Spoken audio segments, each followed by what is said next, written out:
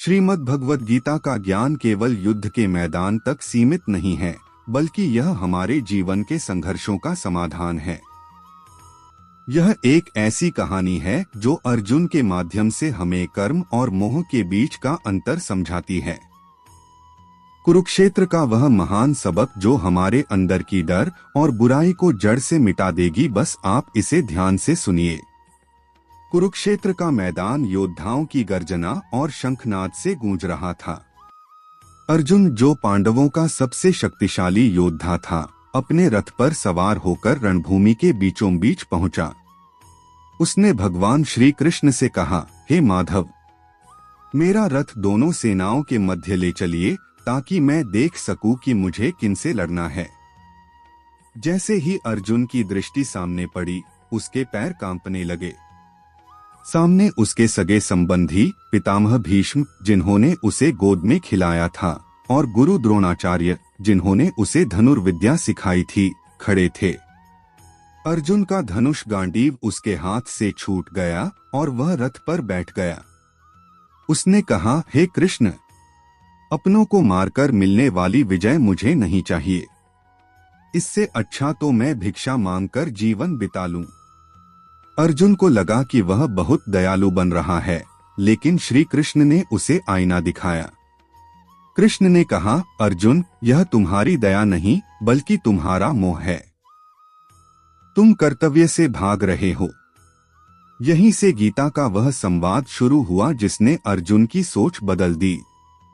कृष्ण ने कहा कि तुम शरीर को मारने की बात कर रहे हो, लेकिन आत्मा कभी नहीं मरती। न शस्त्र इसे काट सकते हैं, न अग्नि इसे जला सकती है। इसलिए मृत्यु का भय त्याग दो। कृष्ण ने याद दिलाया कि अर्जुन, तुम एक योद्धा हो, और एक योद्धा का धर्म है अन्याय के विरुद्ध लड़ना। यदि वह आज पीछे हटता है तो आने वाली पीढ़ियां उसे कायर कहेंगी। कृष्ण ने कहा, हे अर्जुन, कर्मण्येवाधिकारस्ते मा फलेषु कदाचन, यानी तुम्हारा अधिकार केवल कर्म करने पर है, उसके फल पर नहीं। अगर तुम हार या जीत की चिंता करोगे तो कभी अपने आप को सर्वश्रेष्ठ नहीं कहला पाओगे। फिर भी अर्जुन की बुद्धि भ्रमित थी। तब श्री कृष्ण ने उसे अपना विराट रूप दिखाया। अर्जुन ने देखा कि पूरी सृष्टि, जन्म और मृत्यु सब कुछ ईश्वर के भीतर ही समाया हुआ है। उसे समझ आया कि वह तो मात्र एक निमित्त है, असली कर्ता तो ईश्वर है। अर्जुन ने पूछा, हे केशव, वह व्यक्ति कैसा होता है जिसकी बुद्धि स्थिर होती है? कृष्ण ने जवाब दिया कि जो व्यक्ति सुख में बहुत उत्साहित नहीं होता और दुख में टूटता नहीं है, वही स्थितप्रज्ञ है। जैसे कछुआ अपने अंगों को समेट लेता है, वैसे ही एक बुद्धिमान व्यक्ति अपनी इंद्रियों को बाहरी आकर्षणों से हटाकर अपने लक्ष्य पर लगा देता है। कृष्ण ने कहा, उठो अर्जुन, अपना धनुष उठाओ, फल की चिंता छोड़ो और केवल सत्य की स्थापना के लिए लड़ो। परिणाम के बारे में सोचना बंद करें, केवल अपने कर्म पर ध्यान दें।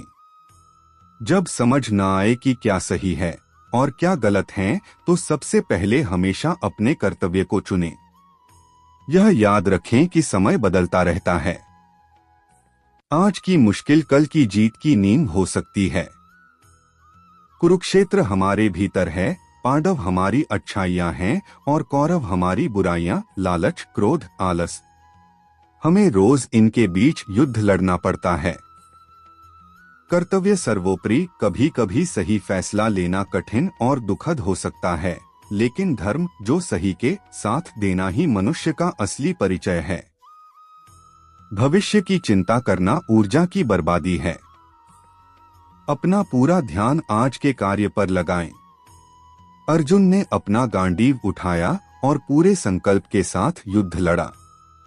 अंत में पांडवों की जीत हुई, लेकिन यह केवल भूमि की जीत नहीं थी, बल्कि अधर्म पर धर्म की जीत थी। हम सबके जीवन में एक कुरुक्षेत्र है, जहां हम रोज अपनी आलस, डर और शंकाओं से लड़ते हैं। गीता हमें सिखाती है कि आंखें बंद करके भागने से नहीं, बल्कि आंखें खोलकर संघर्ष करने से ही शांति मिलती है। उसने कृष्ण के चरणों में झुककर कहा, नष्टो मोह स्मृतिर्लब्धा, आथ मेरा मोह नष्ट हो गया है और मुझे मेरा ज्ञान वापस मिल गया है। अब मैं वही करूंगा जो आप कहेंगे। सो दोस्तों, हम सब एक निमित्त हैं, कर्ता तो भगवान हैं। हमारे भी अंदर रोज महाभारत होता है और हम उसे लड़ते भी हैं, लेकिन हमारे अंदर के मोह हमें हमें विजय नहीं होने देता है। जैसे ही अर्जुन के अंदर का वो मोह खत्म हुआ, उसे महाभारत में विजय मिला, वैसे ही हमारे अंदर के भी मोह को खत्म करके हमें विजय प्राप्त करना है।